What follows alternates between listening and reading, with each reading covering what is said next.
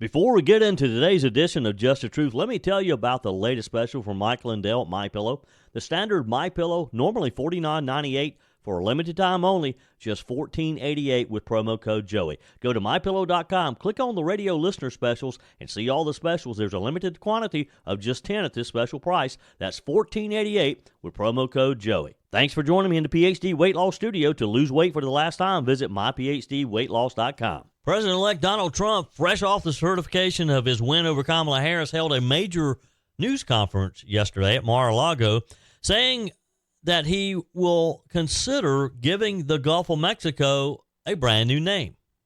What will that be?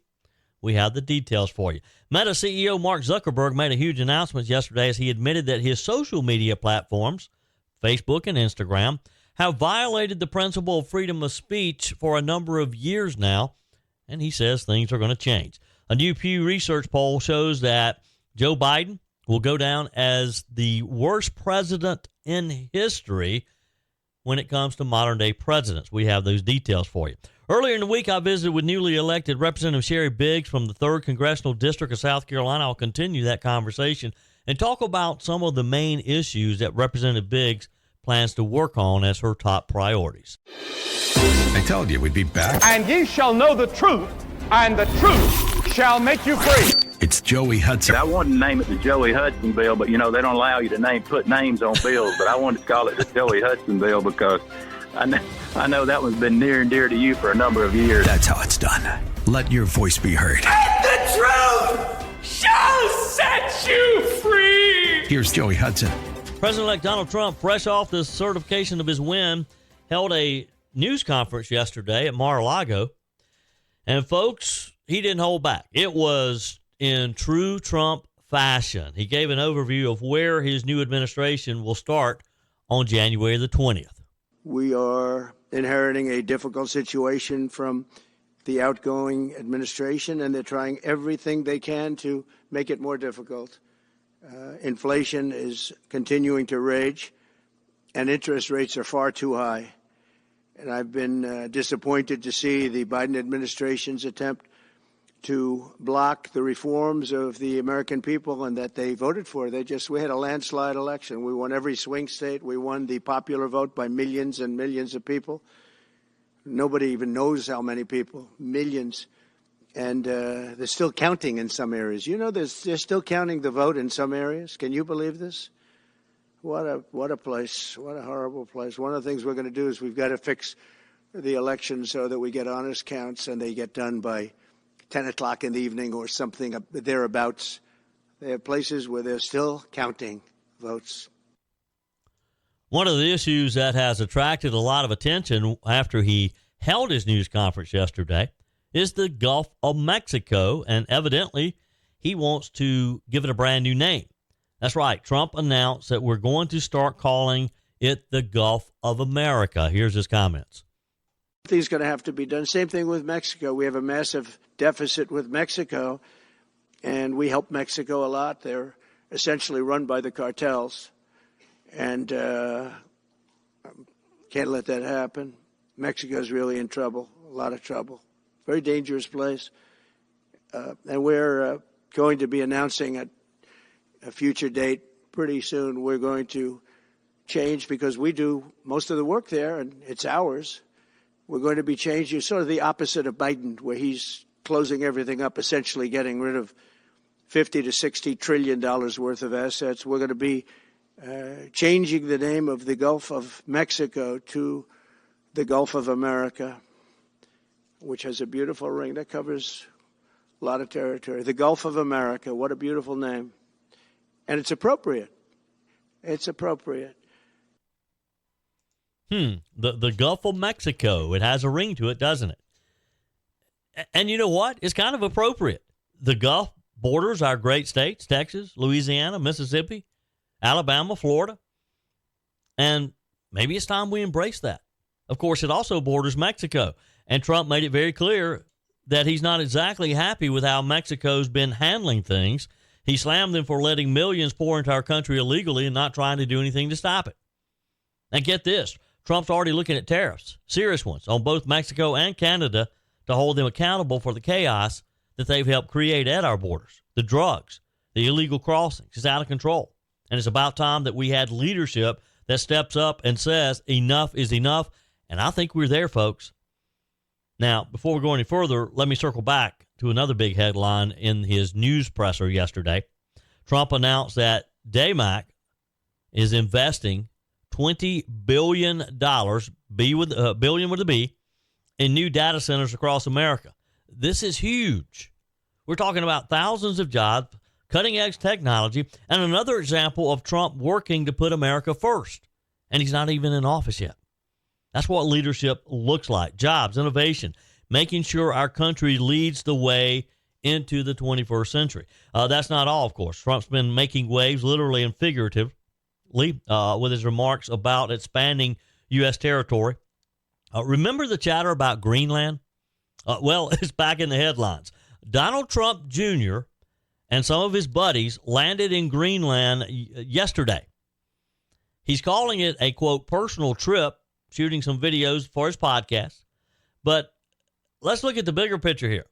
President-elect Trump has floated the idea of buying Greenland, something he's called a strategic move for America. And, folks, if you think about the resources, the position, it kind of makes some sense, doesn't it? Here's Trump on Greenland.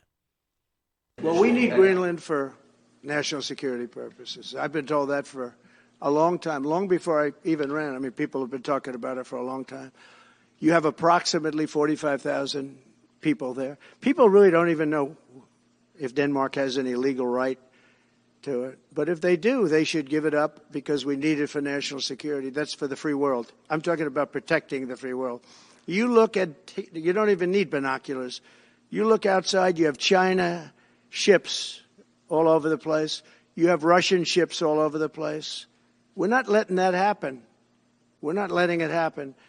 And if Denmark wants to get to a conclusion, but nobody knows if they even have any right, title, or interest. The people are going to probably vote for independence or to come into the United States.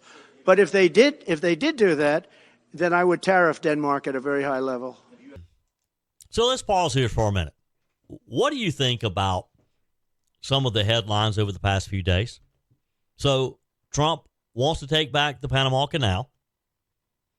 He's talking about buying Greenland. He's talking about renaming the Gulf of Mexico. Don't you know that that some of these leaders in these countries are sitting back and thinking, oh, my, here we go again. Now, the Greenland prime minister has already said Greenland's not, I'm sorry, the Denmark prime minister, Denmark owns it, or they say they do, has already said that Greenland's not for sale. But Greenland's not the only thing Trump has his eyes on. I believe he's seriously considering taking the Panama Canal back. Here's what he had to say about that. Really great things. We're being respected again all over the world. The Panama Canal is a disgrace, what took place at the Panama Canal. Jimmy Carter gave it to them for $1, and they were supposed to treat us well. I thought it was a terrible thing to do. You know, it's the most expensive structure ever built in the history of our country, relatively. It would be the equivalent of substantially over $1 trillion today. We lost 38,000 people. Think of it, 38,000 people, they died from malaria, mosquitoes. They were unable to stop the mosquitoes. They paid people 5 times more to take the job. Many of those people died. We gave it away for $1. But the deal was that, you know, they have to treat us fairly. They don't treat us fairly. They charge more for our ships than they charge for ships of other countries. They charge more for our Navy than they charge for navies of other countries. They laugh at us because they think we're stupid, but we're not stupid anymore. So the Panama Canal is under discussion with them right now. They violated every aspect of the agreement, and they've morally violated it also. And they want our help because it's leaking and not in good repair. And they want us to give $3 billion to help fix it. I said, well, why don't you get the money from China? Because China's basically taken it over. China's at both ends of the Panama Canal. China's running the Panama Canal. And they come to see this Biden, this guy who should never have been allowed even to run for president. Of course, she shouldn't have either, because that never happened I had to be two people, not one. But they want $3 billion to fix the Panama Canal that's run by China and makes a lot of money, China. One of the most profitable structures ever built, because you have ships lined up back to Florida, frankly, and they just keep going through, and the numbers are staggering, $500,000 to $1 million a ship. And they took it away from us, meaning we gave it to them for $1. But not going to happen. What they've done to us, they've charged us, they've overcharged our ships, overcharged our Navy. And then when they need repair money, they come to the United States to put it up. We get nothing. Those days are over. Yep, and that's the good news. Those days are over. This is just a taste of what's to come. He's not even in office yet. He's already shaking things up. You've got the Gulf of America, tariffs on Mexico and Canada, $20 billion investment in data centers, and talks of expanding our territory. I don't know that we've talked about expanding our territory in my lifetime. Maybe so. I mean, I know other presidents, but I think actually Harry Truman was the last one to really have serious conversations about Greenland.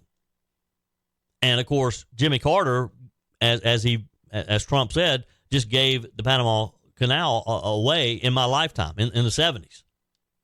Wow. As I've been telling you folks, buckle up. It could get rough. Your comments are welcome on the Firmin Ford text line, 864-477-JOEY. That's 864-477-5639.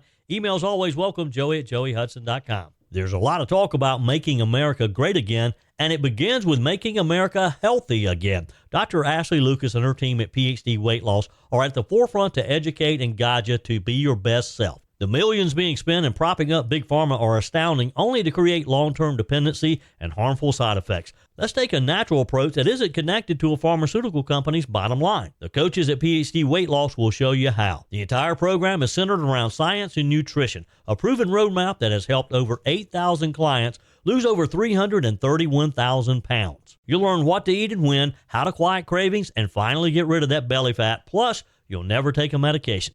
How many pounds would you like to lose in 2025? Do it the natural way with PhD Weight Loss, here to lead the charge to make America healthy again. Call PhD Weight Loss and schedule your consultation. 864-644-1900. That's 864-644-1900, or go to myphdweightloss.com. So breaking news out of California last night. A fast-moving, growing brush fire broke out late afternoon in the Pacific Palisades, California area, forcing mandatory evacuations and causing significant disruptions across that region. Tens of thousands of residents have been affected, with more than 26,000 people ordered to evacuate their homes and their businesses. Over 13,000 structures were considered under immediate threat, according to the Los Angeles Fire Department. Around 9:20 p.m. last night, the fire had consumed about 3,000 acres. According to CAL FIRE, with no injuries or fatalities, thank goodness, the blaze has prompted the evacuation of approximately 30,000 people total from 10,000 households. Over 250 Los Angeles Fire Department firefighters, supported by neighborhood agencies, are working to contain the flames. Resources deployed 46 engines, 5 helicopters, 2 bulldozers, 6 paramedic ambulances, tractors and bulldozers and all types of, they're calling in off-duty firefighters to help assist. The fire's already damaged several structures, including homes in that Pacific Palisades Highlands area. Video footage showed flames threatening at least a dozen homes on Shadow Mountain Drive. I'm told that's just north of the Los Angeles area. The Getty Villa, located near the fire zone, implemented extensive fire mitigation measures, including sealing off galleries, activating irrigation systems. This is that big Getty Museum there. They've moved some of their collections to safe areas. California Governor Gavin Newsom declared a state of emergency, unlocking state resources and enabling the California National Guard to assist when required. Newsom, who was briefed on site, emphasized the need for cooperation and praised the federal government's quick response. President Biden approved funding to support firefighting efforts, bypassing the bureaucratic delays and trying to get help to California. We'll be watching this one as it looked really bad. More than half of Americans, speaking of Joe Biden, believe that he will be remembered by history as a poor to below average commander-in-chief, according to a new Pew Research poll. Gallup poll. The Gallup survey released yesterday found that 37% expect Joe Biden to be regarded as below average. Look, I would say he's failed. He gets an F, not a below average. 17%, according to Gallup, indicated that the 82-year-old commander-in-chief will be remembered as a poor leader of the U.S. Only 6% of U.S. adults responded that history would remember Biden as a, quote, outstanding president, and 13% thought that his legacy would be regarded as somewhat above average. Another 26% said Biden will go down in history as just an average president. His 35 percentage point net positive rating ranks near the bottom of the list of presidents, according to Gallup. Only former President Richard Nixon, Gallup says, who resigned from office, of course, under threat of impeachment during the Watergate scandal, had a lower net positive rating than Biden at 42. So you have Biden at 35, Richard Nixon was at 42, just slightly off. Meanwhile, President-elect Donald Trump scored a 4 percentage point net positive rating, getting both relatively high positive, 40%, negative ratings, 44, for his first term, and the fewest average rating, 16% out of 10 presidents measured. Former President John F. Kennedy had the highest net positive rating at 68 percentage points, according to Gallup. Biden's ratings were lukewarm, even when you only talked to Democrats. A majority of Democrats, 54% to be exact, said that the president would be remembered as average to poor, while 44% felt that his legacy would be above average to outstanding. I don't know how anybody who has followed Joe Biden's presidency, how they can claim that he is even average. They don't live in the same country that I do if they think he's even average. 37% of Americans believe Biden will be remembered as a poor president. Put me in that category. If there's a rating below poor, give me that. He's been a disaster. I just have to really breathe deeply at times. And I'm a little more involved maybe than some people. But I just have to kind of take deep breathing exercises when I see him doing some of his crazy stuff. And this week has been one of those weeks with all the things that he's done. I mean, turning those terrorists loose from Guantanamo Bay, giving them to Oman. What does he think Oman's going to do with them? Does he think they're going to keep them in prison? No, they're going to turn them back, and we may see them back on American soil. Madder than ever. And this craziness of restricting drilling for oil, does he not realize that gasoline prices have been very high during his administration? Has he not gotten the message that the American public is not really embracing the electric vehicles that he wants to force into our families? Wow. The president, of course, one of the big factors on his negativity, he's been plagued by the allegations that during his term that his family has benefited from an influence peddling scheme run by his son Hunter and his brother James Biden. I think the world knows that Joe Biden is a crook. Joe Biden makes Richard Nixon look normal. And I think as we get into the next few years with Joe Biden out of the White House, we're going to eventually get to the truth. People are going to be in a position where they can talk or will talk, and we're going to learn that all of the allegations that we have heard over the past few years about the influence peddling and all the emails that we read from Hunter Biden's own laptop were true. And that they literally, the Biden family has really been running a shakedown operation. Biden faced an impeachment inquiry over some of the allegations, of course. He was never formally impeached. Probably should have been. He's vehemently been criticized, of course, by Republicans over the botched U.S. withdrawal from Afghanistan. He just totally messed that up. Still doesn't admit it, but he did. It resulted, of course, in the Taliban retaking control of the country. And the record number of illegal border crossings under his watch is just horrendous. And again, he doesn't think he's done anything wrong. He doesn't think there's anything wrong with the idea that we have millions and millions, so many that we don't even know how many we have, people in our country who shouldn't be here and came here for the wrong reasons.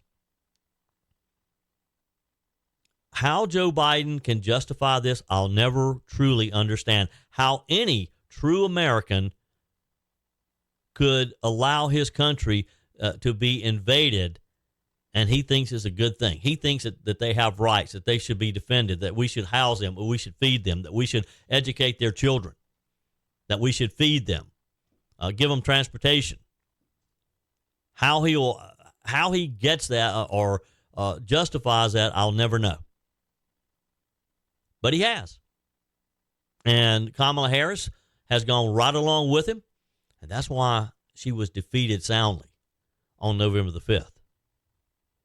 Gallup, in their survey, noted that former President Jimmy Carter, George W. Bush, and President Trump have seen harsh ratings as they were leaving the White House, but that those have softened over time. And they suggest that maybe the same thing happens to Joe Biden. What do you think? Do you believe that right now everything's just raw and the situation that our country is in, this is just so new and we're just trying to find a way out? We're just looking for that hope that Donald Trump offers, and that maybe in a year, 2 years, 5 years, that we may look on Joe Biden differently? I don't think I will. What about you? Text me, email me, joey@joeyhudson.com. Do you think that Joe Biden, that we'll soften on Joe Biden's legacy as time passes? The survey seems to support longtime Democrat strategist James Carville's recent assessment that Biden ruined his legacy by deciding to launch this his ill-fated reelection campaign this past year. That Joe Biden should have just gracefully left the White House and not even pretended to run for re-election. Carville, in his usual choice of words, said the most tragic figure in American politics in my lifetime is President Biden. He said it's also effing self-inflicted. He knows that he effed up. Again, Joe Biden's eloquent speech, if you want to call it that. But he's right. Joe Biden did this to himself. Joe Biden should have never even considered running for re-election. He should have bowed out. He should have gone to the beach and let Kamala or whoever. I dare say, I don't know that Kamala would have been the party's nominee if there had been a legitimate Democrat primary. I don't think she would have won. I think the party would have looked someplace else. I don't know who it would have been. Maybe Gavin Newsom. And I still don't think they would have beaten Donald Trump. But they might have had a little bit better chance than what cackling Kamala did for the party. Up next, yesterday, Mark Zuckerberg, CEO of Meta, admitted that his company had engaged in too much censorship. We have the details. Your comments are welcome on the Firmin Ford text line, 864-477-JOEY. That's 864-477-5639. Emails always welcome, joey@joeyhudson.com. Speaking of the Firmin Ford text line, it's never been more important to support locally run businesses owned by people who actually live here in the upstate. Let me take a minute to talk with you about our friends at Firmin Ford. If you're looking for a new vehicle, maybe a great pre-owned vehicle, one you can trust, or maybe you're looking to order that special vehicle. Either way, if you want a new one, a brand new one, or a pre-owned that you can trust, the folks at Firmin Ford, they're there to help you. Their name is on the sign because their name is on the line, because every single transaction is important to them. Jim Firmin, Matthew Firmin. They do business the right way. When you stop by, when you give them a call, or maybe when you just send them a quick email, you're always going to have access to a member of the Firmin Ford family. And by the way, they also offer great service, and you're not going to have to wait weeks and weeks to get it done. And you do not have had to purchase your vehicle at Firmin Ford. Doesn't even have to be a Ford. They service all makes and models. Visit my friends at Firmin Ford online at firminford.com, firminford.com. Hey everyone. I want to talk about something important today because it's time to get back to our roots around free expression on Facebook and Instagram. I started building social media to give people a voice. I gave a speech at Georgetown 5 years ago about the importance of protecting free expression, and I still believe this today. But a lot has happened over the last several years. There's been widespread debate about potential harms from online content. Governments and legacy media have pushed to censor more and more. A lot of this is clearly political, but there's also a lot of legitimately bad stuff out there. Drugs, terrorism, child exploitation. These are things that we take very seriously, and I want to make sure that we handle responsibly. So we built a lot of complex systems to moderate content. But the problem with complex systems is they make mistakes. Even if they accidentally censor just 1% of posts, that's millions of people. And we've reached a point where it's just too many mistakes and too much censorship. The recent elections also feel like a cultural tipping point towards once again prioritizing speech. So we're going to get back to our roots and focus on reducing mistakes, simplifying our policies, and restoring free expression on our platforms. More specifically, here's what we're going to do. First, we're going to get rid of fact checkers and replace them with community notes similar to X, starting in the US. After Trump first got elected in 2016, the legacy media wrote nonstop about how misinformation was a threat to democracy. We tried in good faith to address those concerns without becoming the arbiters of truth. But the fact checkers have just been too politically biased and have destroyed more trust than they've created, especially in the US. So over the next couple of months, we're going to phase in a more comprehensive community notes system. Second, we're going to simplify our content policies and get rid of a bunch of restrictions on topics like immigration and gender that are just out of touch with mainstream discourse. What started as a movement to be more inclusive has increasingly been used to shut down opinions and shut out people with different ideas, and it's gone too far. So I want to make sure that people can share their beliefs and experiences on our platforms. That, of course, was Mark Zuckerberg yesterday when in about 5 minutes, he admitted that his company had engaged in, quote, too much censorship and declared that with the cultural tipping point of recent elections, meaning the landslide victory of Donald Trump, his platforms would now be undertaking efforts to restore free expression. Are you buying this? You believe that Mark Zuckerberg, out of the goodness of his heart and his love of freedom of speech, that he is making these changes? Zuckerberg's announcement, of course, shaking up big tech as we know it. He's admitted what so many of us have been saying for years now. Facebook has done too much censorship. They went too far. They let Joe Biden and the FBI force them into, or shame them into doing this. Zuckerberg himself is saying it out loud now.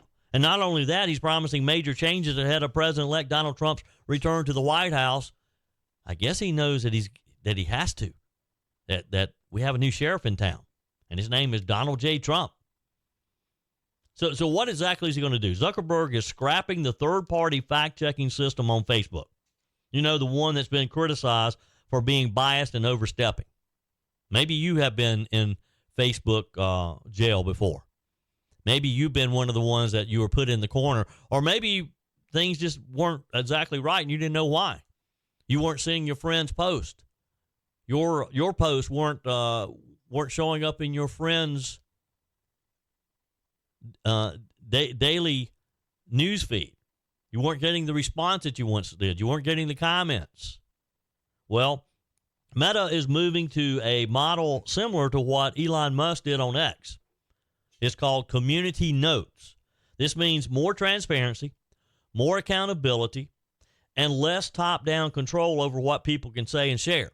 In other words, I don't think if Zuckerberg really does what he said he's going to do, we're not going to have a bunch of 20-somethings censoring what you and I post on Facebook, if you're still on Facebook. Many people left Facebook, may not go back. You're going to give it another chance? Will you give Facebook, if you're one of those who have left Facebook, will you give it another chance? You know, honestly, I kind of enjoy Facebook. It's a way to stay in touch with your friends and your family. I hate it, though, and I haven't been as active over the past few years because of the censorship, and you have to be careful, you know, with what you post.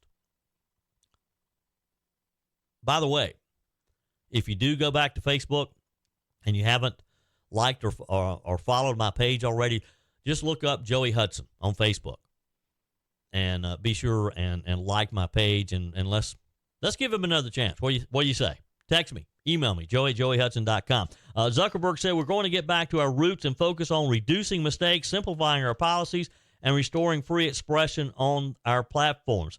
Did you catch that? Restoring free expression? Yeah, it's time, Zuckerberg. You're finally acknowledging that Facebook's heavy-handed content moderation policies went too far. He's admitted that these complex systems of filtering content are full of mistakes, and those mistakes have silenced millions of people. Again, I've always just attributed it to a bunch of 20-somethings who really don't know what they're doing, who have been in charge of censoring our speech. That's not all. It gets a little better. Zuckerberg isn't just making policy changes. He's shaking up his entire operation. Meta's content moderation team leaving California and going to Texas. Now, I think we have some free speech in Texas, right? If it's going to another city, I would rather see it go to Texas. He says that this is to cut out the cultural bias that's been baked into the system for years. Zuckerberg himself said that the move will help build trust because Silicon Valley not exactly represents mainstream America. And listen to this, too. Restrictions on hot-button topics like gender and immigration are being lifted. Zuckerberg said it himself, that these restrictions are out of touch with mainstream discourse. It's a huge step forward, making social media a place where people can actually discuss the issues that matter to them without the fear of being shut down. And hey, look, nobody forces you to be on Facebook. If you don't like what somebody's saying on Facebook, don't read it. They shouldn't be shut down, though. They should be, as long as it's not physically hurting someone else. Maybe it hurts their feelings, but if it's not hurting them, someone should be allowed to say it. And you're not obligated to read it. Couldn't have said this better myself when he said, what started as a movement to be more inclusive has increasingly been used to shut down opinions and shut out people with different ideas. It's gone too far. That's the DEI. He is saying basically that diversity, equity, and inclusion has almost ruined his social media platform. This is a 180 from the Facebook that banned Trump in 2021. You agree? Remember that? They silenced a sitting president. Now they're giving him, they're rolling out the red carpet, and they gave him $1 million for his inauguration. What a turnaround. Zuckerberg even met with Trump at Mar-a-Lago, gave him a pair of those fancy Meta Ray-Ban glasses a few weeks ago. That is the Trump effect. They're donating $1 million to his inaugural fund. Would you have ever seen that coming? Would you have ever seen Trump being stifled and trying to be shut down to Mark Zuckerberg going to Mar-a-Lago to deliver $1 million check? Sherif Biggs was elected to represent the people of the 3rd Congressional District of South Carolina. I had a chance to catch up with her earlier in the week and talk with her about the process that a freshman representative goes through in order to get their office open and choose a staff and that type of thing, and what issues are important to her and what she sees herself working on based on the committee assignments that she receives and just the overall Trump 2.0 and what the administration expects out of the MAGA Republicans. We'll continue my conversation with Representative Sherif Biggs. Let's talk a little, because I know during the campaign there were other issues. Of course, the southern border, security at our southern border was one of the top priorities. But talk about some of the other issues that are important to you that you've heard your constituents talking about that you'll be working on in these coming weeks and months. Well, the economy. I mean, I can't say enough about that. People are struggling, just making ends meet, and that's another issue that President Trump will be getting out quickly in addressing those issues, and the tax cuts and just things that will help everyday families live better. You know, I saw the results of a Pew Research study, and they asked Americans after the election to name the top 3 words that came to their mind, and the top word was hope. And I think we've seen that. I've heard so many people tell me, I have hope now, hope for the future. And that's, you know, that's what President Trump has promised, that we're going to have a better future, that he's going to tackle some of these issues that have been tough. Talk with us about what you see him doing in those first 100 days. And, of course, you and your colleagues in the Congress will play a big part of that. Can we get inflation under control? Can we get our border secure and stop the inflow of all these illegals? Absolutely. I mean, we saw what has just happened in Las Vegas and New Orleans, and that just kind of puts a spotlight on the dangers that we have around us. And I know that President Trump, he's communicated with Speaker Johnson. Things are already in the works as far as plans, and meetings are happening on the sidelines, when he comes in, and when he's here on the 20th, there's already going to be work prepared and things in motion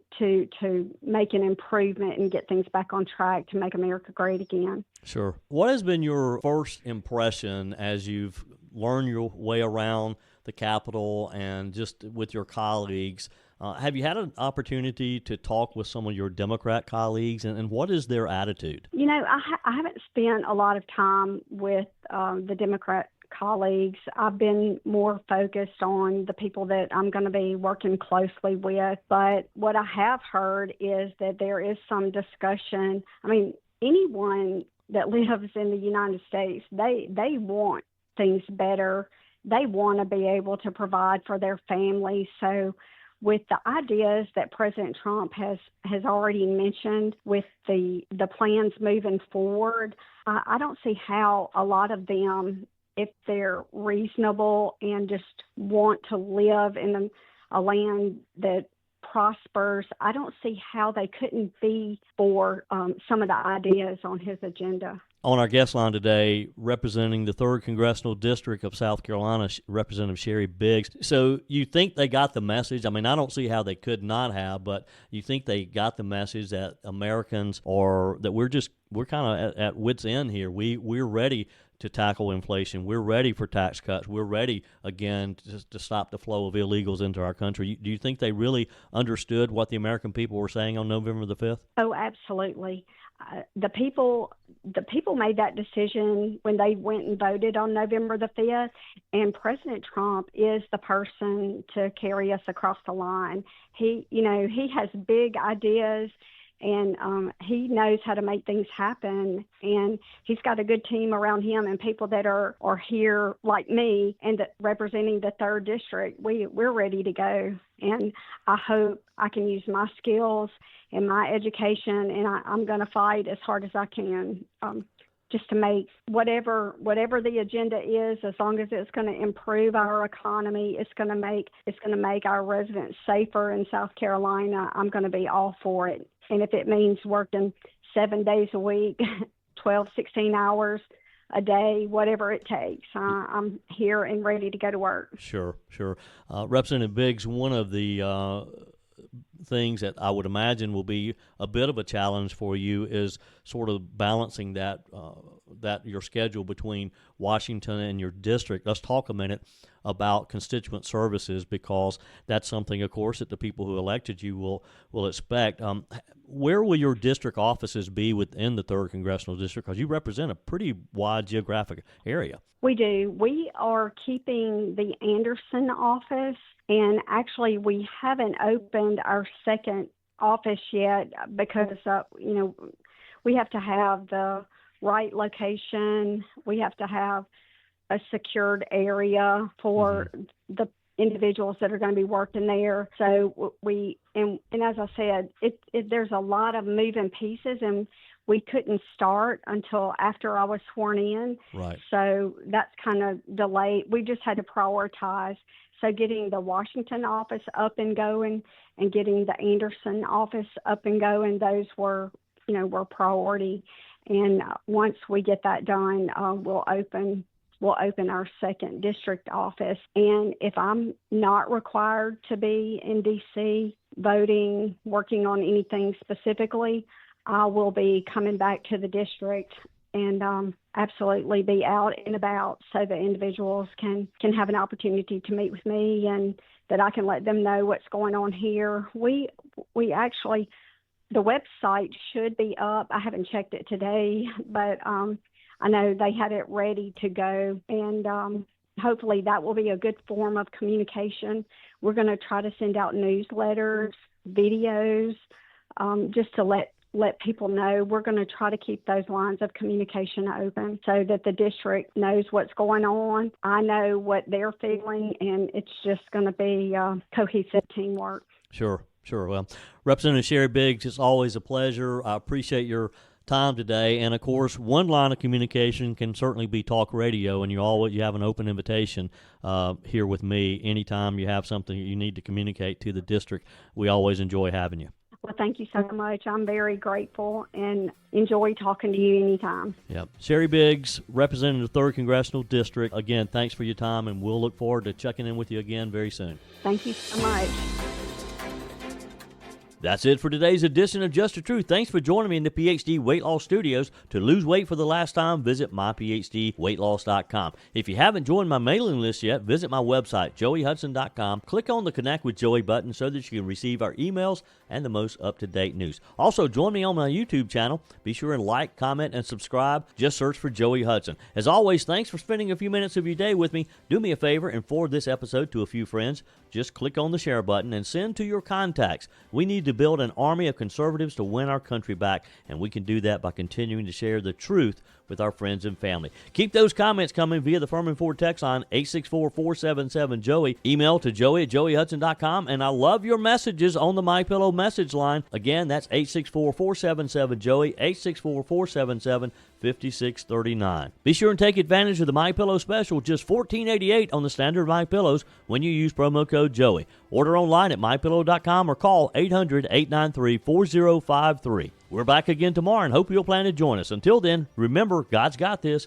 He's still in control.